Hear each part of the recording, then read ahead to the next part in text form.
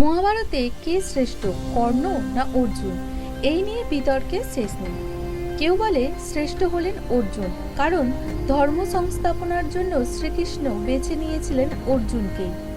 আর দ্রোণাচার্যও প্রতিজ্ঞা করেছিলেন অর্জুনকে শ্রেষ্ঠ ধনুর্ধর করার জন্য।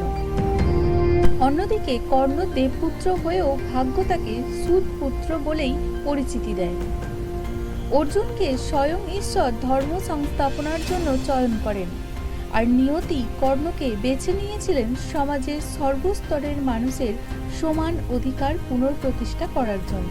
অস্ত্রের কথা যদি বলা যায়, তবে অর্জুনের কাছে বহু দিব্য অস্ত্র ছিল। তার মধ্যে শ্রেষ্ঠ অস্ত্র ছিল ব্রহ্মাস্ত্র। অন্যদিকে কর্ণের কাছে ছিল পরশুরামের দেওয়া শিবধনুষ। এই শিবধনুষ যতক্ষণ কর্ণের হাতে থাকবে ততক্ষণ তাকে কেউ পরাজিত করতে পারবে না।